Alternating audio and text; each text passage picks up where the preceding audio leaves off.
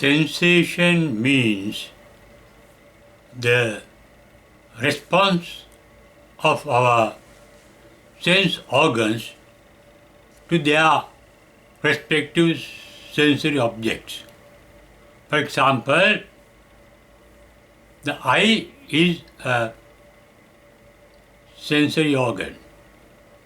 It responds to light waves. The ear is a sense organ. It responds to sound waves. Our nose can respond to smells. Our tongue can respond to taste.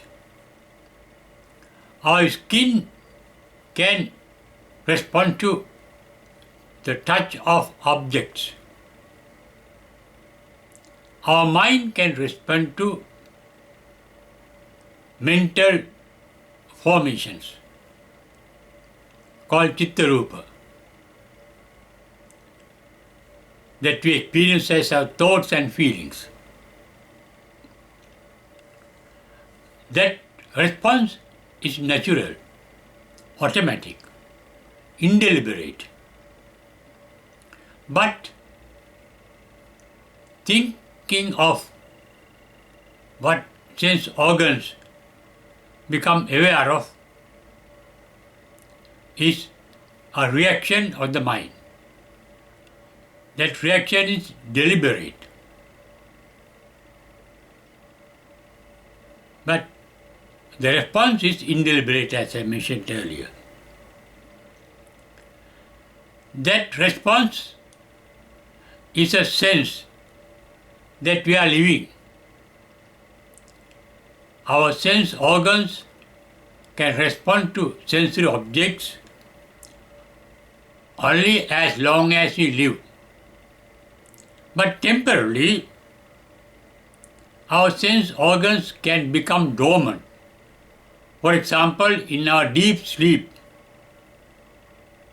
the sensory organs to sleep dormant, not respond to their sensory objects. But we can keep the response of sensory objects only to sensation or sense perception without thinking of this. That is the path to enlightenment. That is why Buddha advised the ascetic called Bahya, nicknamed as Dharchurya, the shortest cut to Nirvana or the Nibbana is keeping the response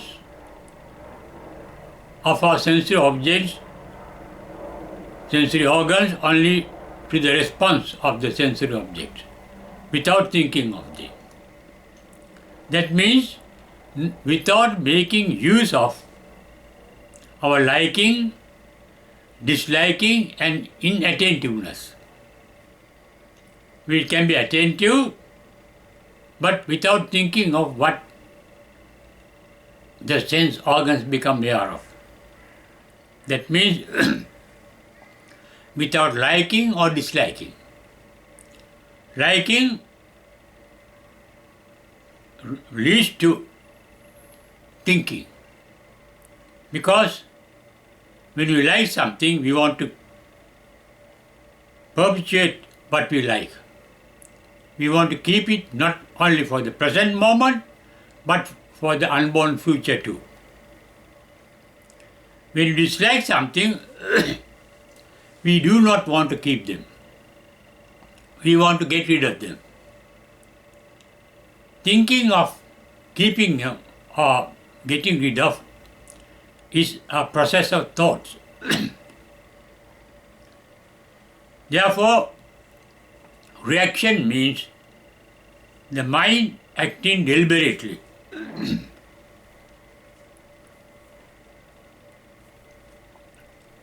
the only path to nirvana, as I mentioned earlier, is to keep the natural response of our sensory objects only to the response, natural response, without thinking of them further. This response is an action or motion of the mind. Nirvana is motionlessness of the mind. Nirvana is called Nissarana because it means motionlessness. That is why the Mahamangala Sutta says, the mind of an Arahant does not react to sensory perception. Puttasaloka dhamme chittanga sarakampati. No vibration, no reaction, no deliberation, no thinking. But they are aware. Awareness is there. Sensation is there. And that sensation is natural. But when an Arahant or enlightened one get absorbed in the absorption or the trance called Sanya Vedaita Nirodha Samapatti, sensory response becomes dormant. Sense organs sleep. And non-sensation, Buddha has explained in his Nibbana Sukha Sutta, the bliss of Nirvana, at page 476 of the volume 5 in the Anguttara Nikaya. Buddha says, Sukham yaditta natti vedaitam. The bliss of Nirvana is non-sensation. That is, when the sense organs are not responding. That happens temporarily in our deep sleep, in our absorptions, in our meditation, and permanently when an enlightenment passes away without a rebirth, getting sense organs in another birth. That is the cessation of sensation forever. And that is the ultimate bliss that one can achieve. But temporarily, one can achieve that bliss of Nirvana, as I mentioned earlier, in the Nirodha Samapatti called Sanya Vedaita Nirodha Samapatti. Not sensing the signals of the sensory organs. That means when the sensory organs are not responding and not reacting. That is the perfect bliss of calmness of our mind as well as of our body. Not only body, but even our speech. In that state, for example, when we are in a trance, we do not speak. Our body do not act, just lie dormant. The mouth lies dormant. And as the mind too lies dormant, but only with responding only naturally to sense perception, but without thinking of them. That means in a trance there are no deliberate actions except natural awareness, natural sensation. Practicing natural sensation is the path to enlightenment. In the Majjhima Nikaya, volume 3, at page 616, there is a discourse by the Buddha called Indriya Bhavana Sutta. Indriya Bhavana means the culture of the sense organs, training, culturing, disciplining sense organs, not to react, not giving in to reaction, but just maintaining response. That means just being aware of sensation, sense perception, without liking or disliking or ignorant of what the sense organs become aware of. That is a type of meditation, Buddhist meditation, or Buddhist transcendental meditation, a bhavana, where our sense organs get disciplined and cultured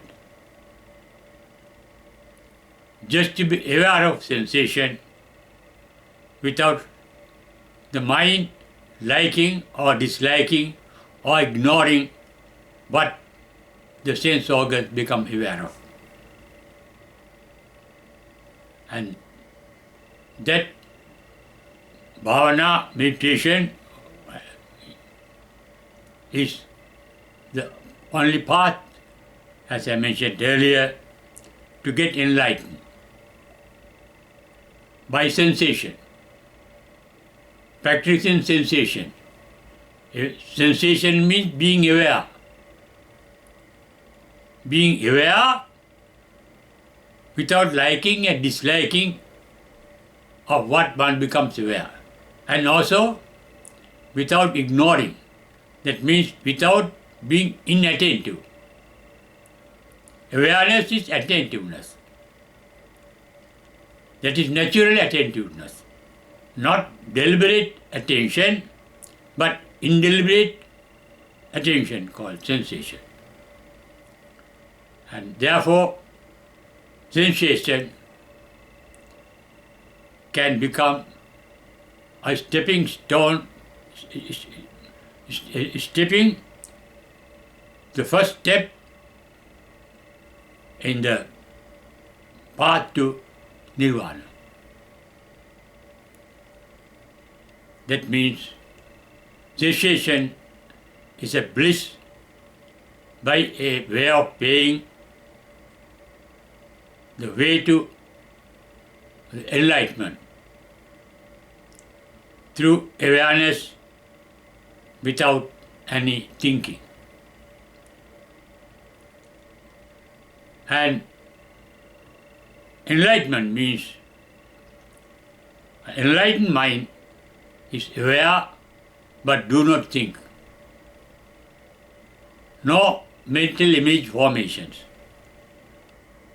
The mind becomes aware of things as they are. That is called yatha bhuta jnana darsana. Without liking or disliking or ignorance. Liking means raga, disliking means dosa, ignorance or inattentiveness means moha. That mind free of liking, disliking and unawareness is called a state of mind of an enlightened one. That is how Buddha described nirvana or the nibbana in the Nibbana Sutta, saying ragakkoyo, dosakkoyo, mohakkoyo, idam bucchati nibbana. Nibbana means cessation of bondages. That means without getting attached. Being aware without attachment as well as without resentment. There is no resentment without attachment. When we attach to pleasant things, we resent unpleasant things. They are interrelated. The law of relativity plays in our day-to-day activity. There's a duality. When there is a disliking, there's a liking. We dislike something when it is not in the way that we like. Therefore, liking is the opposite of disliking, and disliking is the opposite of liking. Without this duality of liking and disliking, the mind can remain still but responding to sensory organs, sensation. Even the enlightened ones entertain sensation of their sense organs as long as they are living. The body is living means the sensory organs of the body can respond. Body is dead means the body can no more respond to sensation. And this can happen, as I mentioned earlier, in our deep sleep as well as in our trances. But after enlightenment, if one passes away, there is no more sensation in this body as well as in another body in which one can be reborn. Rebirth is not happening after the passing away of an enlightened one. There is the perfect and the final ending of sensation. As I mentioned earlier, sensation is the path to nirvana. The result of nirvana is the permanent ending of sensation. Sensation leads to all our suffering,